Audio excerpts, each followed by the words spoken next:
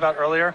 2 Brain Maggots, 4 Eidolons, 1 Farika, God of Affliction, 2 Doomweight Giants, and 4 Corsair Crewfix.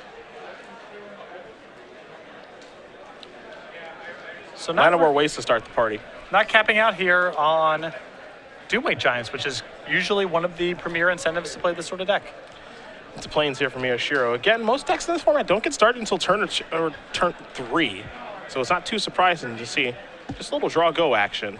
Looks like a little mana acceleration here and Sylvan Caryatid. Miyashiro gives you the thumbs up.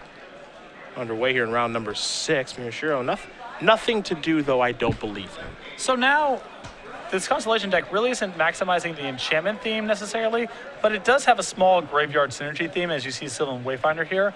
4 copies of Murderous Cut and 2 Whip of Erebos. So sort of the middle ground between the self-mill sort of Sidisi graveyard decks and a green-black Constellation strategy.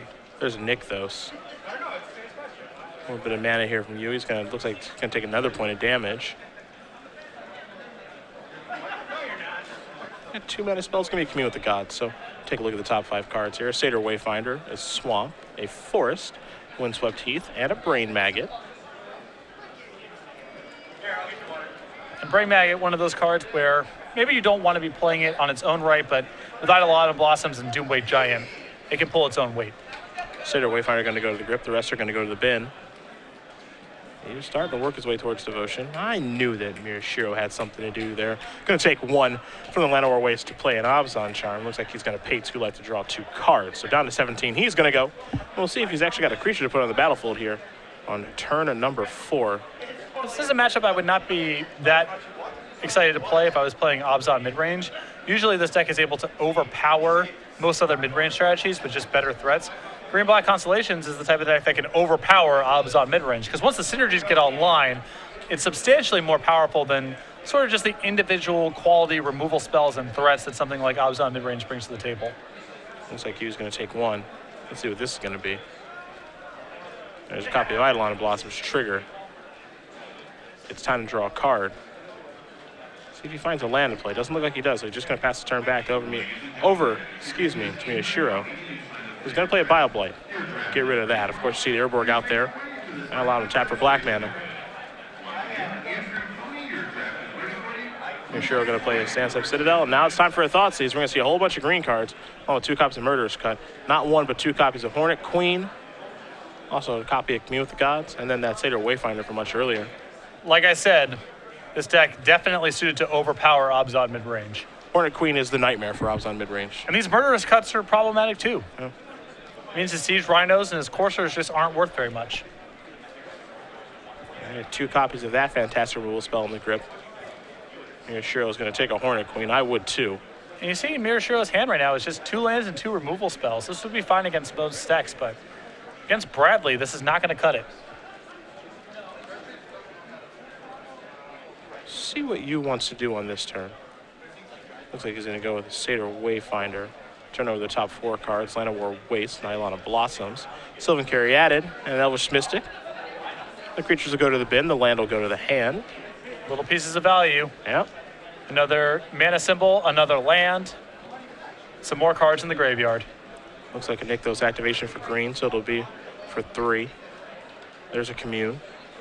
So we'll take a look at a Forest on Hornet Queen, Nylon of Blossoms, a Farika, and a Whip of Erebos. Jiminy. Quite the choices there. Farika's just a 1 of. Looks like he's going to let that go. Going to go with Whip of Erebos, but that one's a really tough one for Miyashiro to beat. Now there's the land of, an Elvish Mystic. Whip of Erebos, Hornet Queen against Abzan midrange is, I mean, it's hard to just beat that with removal spells, you know? And Wingmate rocks. That's not going to cut it. Windswept Teeth and just a passing of the turn. So Yu is just kind of doing his thing with no one here to stop him. Yep. And even if he had some threats, they probably wouldn't matter very much. Bradley just sitting on 2 copies of Murderous Cut through all of this.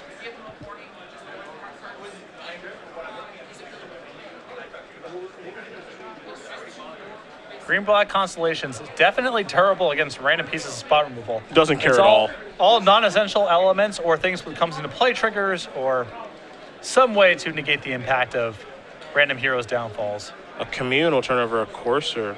Wooded Foothills, a Temple of Malady, Murderous Cut, and a Llanowar Waste. Courser's going to go to the grip. The rest are going to go to the graveyard. Yeah, that was through a Nykthos, so a little bit of mana floating. There is a Courser. Take a look at the top card. It's a Forest. Not going to pass up on that. Gain a life with the Courser. This is the issue here. James can't really kill this kind of stuff. He needs to save it for the big stuff. But it doesn't even matter if he saves it for the big stuff. He almost needs to kill the enablers to some extent because Bradley's running away with this game just by what he's doing right now. There's an attack with 3 little dorks. One of them will get blocked, 2 damage will get through. Miyashiro going to draw a card. Didn't get a great look at it. He's got a land to play there in case of Koilos, and he's just really doing nothing right now. It's night and day. Not a lot to be done. Yeah. Temple of Malady, the top card. You saw Doomwake Giant wants to draw. Temple going to come in. Courser going to gain a life. It's time to scry. Satyr Wayfinder is the top card. That's going to go to the bottom. New card is a swap. So that's what you will take a look at next turn. And one thing to know about this deck, Nykthos is more of a value card in this deck. You're not Nykthos-centric. Exactly. He's not trying to Pulukrinos for 19 like we see in these green devotion strategies. The mana is very stable, and if he is able to generate an extra little bit of mana to help cast Hornet Queen ahead of schedule, that's good for him, but not an essential element. Here's Whip of Erebos. With enough mana to activate it. All on the same turn. And now we're having a real ball. Give me that Hornet Queen, probably. Yep. 4 Busy Bees going to come back. All of them with Death Touch, of course. And every creature that Bradley U does control has lifelink. At least for now. And Bradley still has 4 cards in hand. I believe it's a Hornet Queen and 2 Murderous Cuts among them. Doomwake Giant's the last one. Sure. Why not? Time to get attacking. Of course, those green insect creature tokens, they can't attack just yet. They're summoning sick, but the Hornet Queen is not.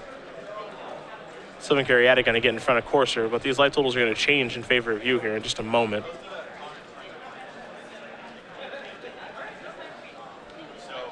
So after the dust settles, Yu's going to gain a healthy amount of life. Looks like it's going to be 6. Looks like he'll be headed back to 25.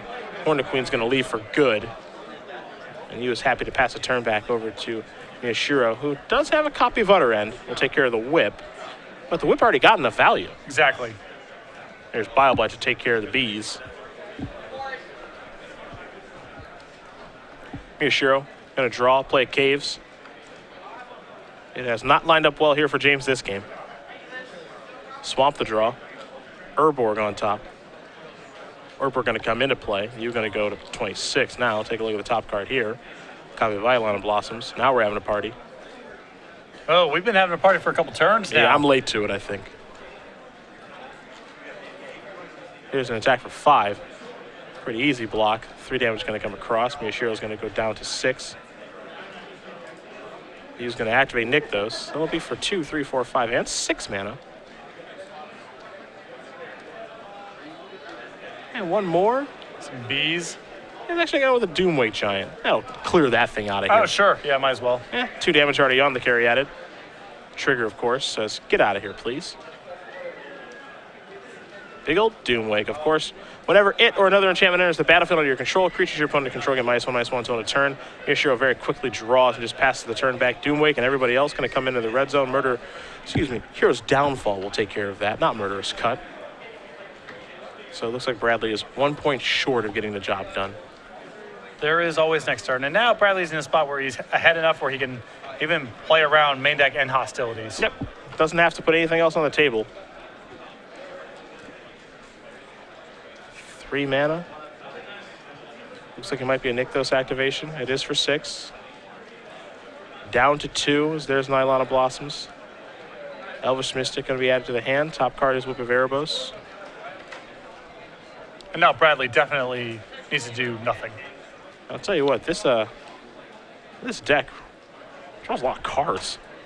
Well, It goes through itself really fast. When it's uncontested, which it largely will be in this matchup, it's going to be able to do very powerful stuff.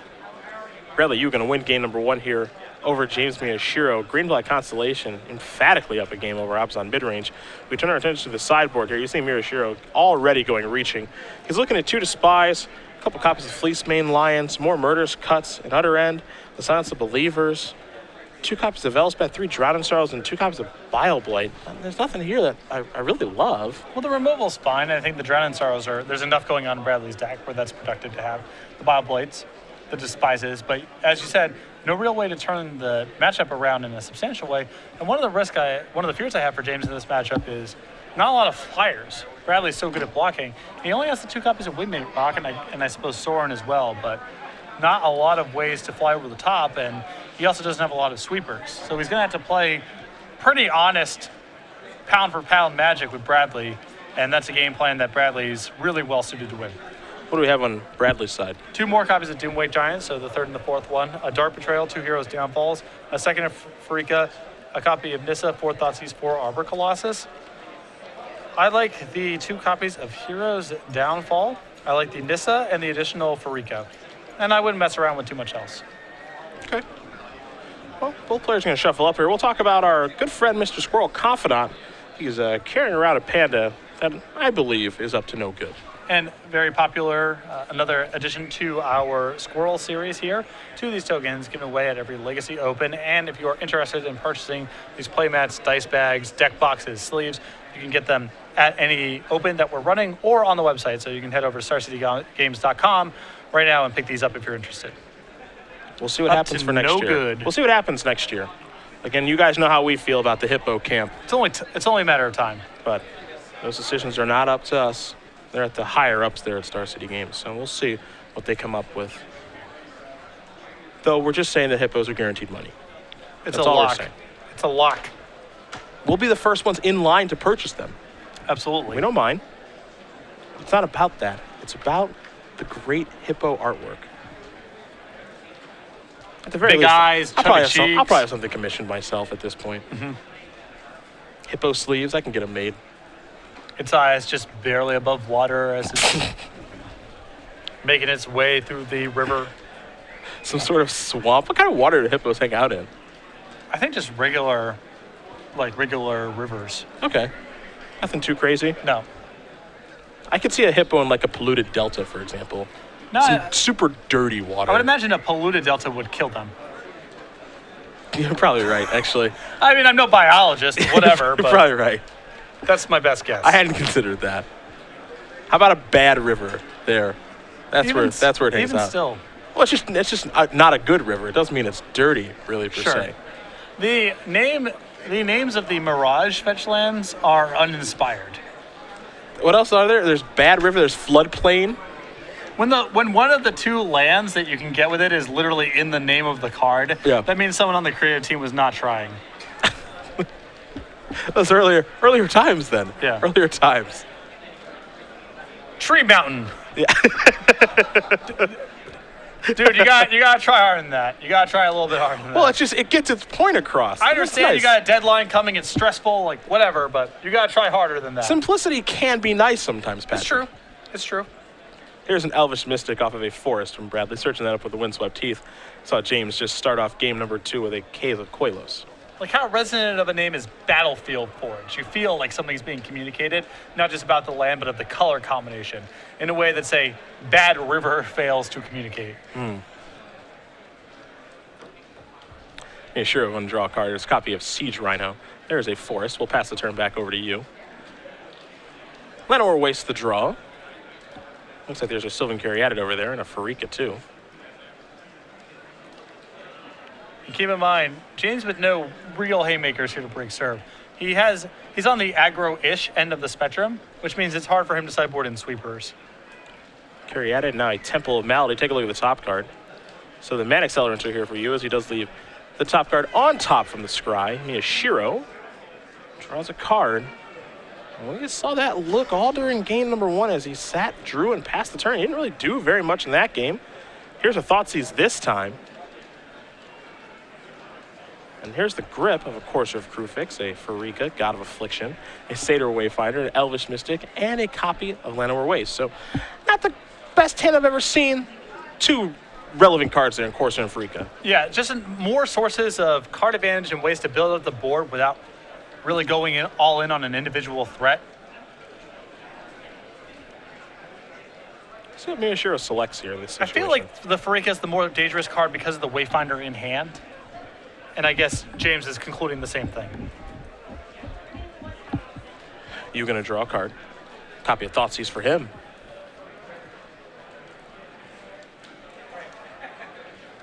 But maybe he wants to lead off with a Corsair. We'll see. Either way, Farika to the graveyard for now. 3 mana. Looks like we may go coursing. We do. Top card is another Corsair of Crucifix. I haven't seen that many marquee constructed cards where the first copy is so good, and then the additional copies are on enormous diminishing returns, like Corsair. Yeah, Corsair certainly feels that way, doesn't it? I mean, legendary creatures, you know, they could be that way too, but of non-legendary creatures, Corsair is near the top of the list. 2 Siege Rhinos, an Elspeth, a Sorin Solemn Visitor, and a Windswept Heath. Now, these Thoughtseizes are out of the sideboard here, and it wouldn't surprise me if Bradley brought these in out of respect for and hostilities and Doom Blast that you typically see in these Obzon sideboards. Those one of mass removal spells that they try to get you with. Yeah. So I'll Mass Calcify and R.A. Laxus sideboard at Pro Tour, Cons of Tarkir as well. But these are one of those hands where Thoughtseize is not great. There's not a critical piece in James's hand, nor is there a way to really leave this hand without an element by taking, say, the one removal spell or the one threat. Thoughtseizing and seeing 4 threat cards is not great. Yeah, I like the selection of Sorin there. That one's probably the scariest of the bunch, but the Rhinos are going to come raining down soon. So let our waste come in. This is an Elvish Mystic. And passing of the turn. So Miyashiro actually gets to do something this game. Last game, he did a whole lot of nothing. In this game, at least he'll have a Siege Rhino to work with. Does draw a card for the turn. And there's a Windswept Heath. He will sacrifice that, go down to 16. And he'll be gaining a little bit of life here in just a moment. And I like Bradley taking the Planeswalker here because James is equipped to come up the ground and start getting a lot of value out of Planeswalkers. But these Siege Rhinos, it's going to be hard for them to attack. And Bradley also just has the option of drawing a Murderous Cut at any point and moving on with life.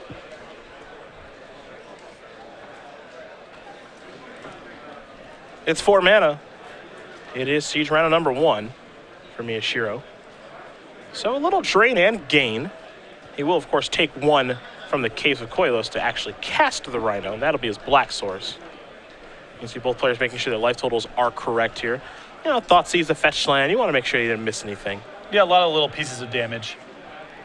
Of course, your Crucifix to draw here. Commune with the Gods. The top card here for you. As you mentioned, the second Corsair nowhere near as good as the first. Well, Corsair will come down. I'm just going to pass the turn back. So Miyashiro will draw a card. And Johnny Mentor Heroes is what he's added to the grip. He's going to start by bashing in for 4. Thud. This isn't the worst spot to be in, I think, if you're you to say everybody try to block this jerk. Though, could get it very wrong. A card like Obzon Charm makes this not so good. Yeah. But Bradley did Thoughtseize him a few turns ago, so put him to the test. Yep. He took the risk, but again, the second Corsair is not worth that much, so if it turns out you're wrong, well, so what? You're down, you know, not down much. Well, I like that block quite a bit. Second Rhino comes in, gains a little bit of life. You get the Gods added to the grip. Swamp going to come into play now. Especially with the second Siege Rhino you know about, you can't just take these hits. You got to try to do something. Hornet Queen, the top card of the deck. That's what he's working towards. And he's actually got 7 mana in play right now. So that'll be castable next turn. Looks like we're going to go with the Commune with the Gods. Take a look. There's the Queen, an Urboard, Murderous Cut, Temple, and Eidolon of Blossoms. Eidolon of Blossoms might be a little bit appealing. It looks like he's going to go with the Hornet Queen.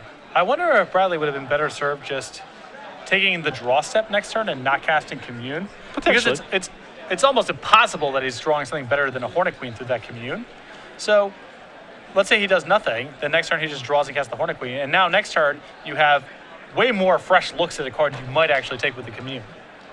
Top card here is a Whip of Erebos. Nice. That is pretty nice. Clearing things away with Satyr Wayfinder and Commune with the Gods. Staring back at a Whip and a Hornet Queen in hand. It's a pretty good spot to be in. I guess the other side of that, if James just goes untap, kill one of your mana creatures so you don't buy more mana, then you're down your turn and you're drawing a Hornet Queen you can't cast. But I think there still might be an argument for Bradley just saying, go that last turn instead of all of this. Siege Rhino into the red zone. You will not be blocking a lot this turn.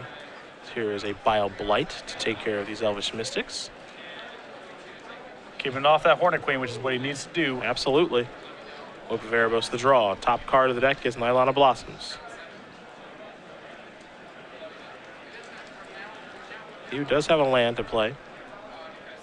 Looks like he's going to play the Whip. This is a card that is trending upward in a big way. He's going to attack for 3. He'll go back up to 11. Miyashiro is going to go down to 17. Trigger from the Courser. Going to put you up to 12. Just pass the turn back 1 mana away from being able to cast that Hornet Queen as he does take a look at his graveyard to examine what he can bring back with the Whip. This is 5 mana. That's on a Johnny. That's going to come in. Of course, the Elevator can only go up on that. Siege Rhino is going to become a 7-power creature into the red zone. That comes. I like just pumping up the jam here. Trying to close it out. Yeah. The longer the game goes, the worse it is for Miyashiro. Also may allow him to beat a resolved Hornet Queen if he just keeps putting more and more counters on the Siege Rhino. Nylon of Blossoms, the top card here. He was able to find a land, put it into play, go up to 6. As we all know, he does have Hornet Queen in hand and the necessary mana to cast it now. Though he does examine his graveyard to see what's down there with Whip of Erebos. As he may have some interest here in returning something and trying to kill that Ajani. Yes. It's causing a lot of problems right now. Though I can't imagine it being better than casting the Hornet Queen unless he has something of approximate value to get back here. Well, it'll be a Whip of Activation. He does have Nylon of Blossoms down there. Nylon's pretty attractive. He also has a Farika. A Farika's pretty nice here, too. That is pretty good, yeah. That thing is live, I think. 2, 3, 4. Yeah, it's live. Yikes. It's getting a lot of life back from that, too. He says over there. Horse is going to go to you. Farika's going to go there. This is gaining 7, mind you. And then we could also see a Farika activation to make a Death Touch Snake. Beautiful turn. So away goes the Elvish Mystic. Death Touch Snake going to come in. This is better than casting the Hornet Queen. I'm inclined to agree. A lot of value this turn out of a Farika, which is sometimes awkward to generate through Whip of Erebos. And the fact that he was able to gain so much life, I think, is the most important part. There is your snake. It's an enchantment, don't forget, but that doesn't matter right now as Miyashiro's going to untap and draw a card. 6 mana. That's an Elspeth. Slammed down confidently. Elevator's going up there. 3 soldiers coming. Though, and this is a strange thing to say, this is one of the least impressive Elspeths I've seen. It's not going to be very good here unless James has something like Bile Blight to contain the Hornet Queen. Hornet Queen will win this fight over the long term. Top card's Sylvan Caryatid. You saw Miyashiro take 1 off of Caves of Koilos to be able to cast that Elspeth. You, again, looking at the graveyard for Whip. But now he's finally tapping a bunch of mana. I think this is the Hornet Queen, and it is. So a whole lot of power coming into play. Spread across 5 creatures. And back to Miyashiro we go. With flying and Death Touch. Yep. I mean, the total package of this card against Abzan is really, really good. This is 4 mana. It's a copy of Utterem. That'll take care of the Whip. That's an important card to have off of the table, as that was the card that was keeping you in the game. The problem here for Miyashiro, no great attacks. Not this turn. Though, if James is setting up a Drown in Sorrow here, he's getting to a pretty good spot.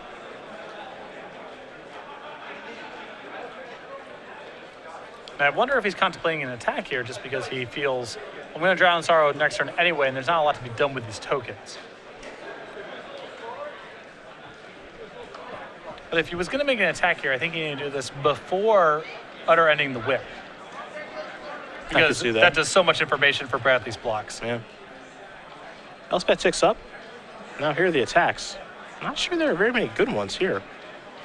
Yeah, this is a pretty easy block here. Yeah. A bunch of freebies, really.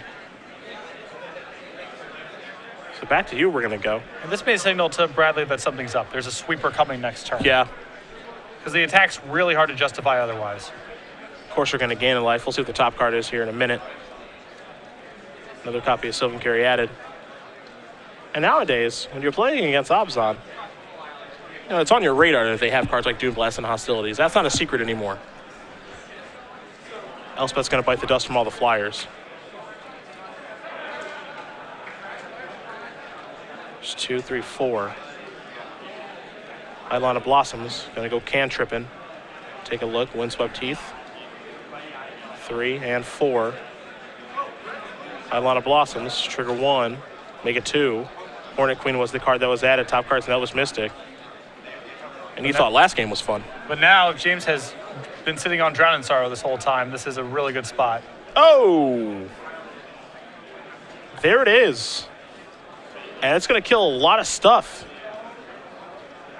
Still leaves Bradley with enough mana next turn to fire back with a Hornet Queen. Yep. But I think Bradley probably felt like he had the game pretty firmly locked up, and now it's gotten a little dicey. Siege Rhino's going to come across, not for 7, but for 5, due to Drown in Sorrow. You reveals a Courser. But even through all this, just look how many cards are in Bradley's hand. Yeah, that's the crazy part. That's the noteworthy thing about all this.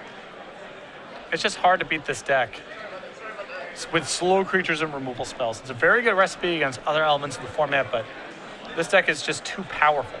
An attack for 2. Miyashiro's going to go down to 12. And the crazy thing to think about is he was working towards Drown in Sorrow the entire time. It happened. It cleared a lot of things away, but here's a second wave of army. Life is going on just fine for Bradley. Yeah. There's the Windswept Teeth. Trigger the Courser. Up to 10.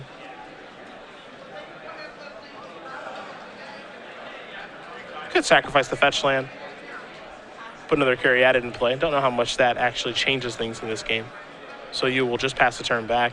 Miyashiro's playing empty-handed. He's scryed to the bottom with Drown in Sorrow. Yeah, you feel like he needs a second Drown in Sorrow to be able to win this game. To even have a shot.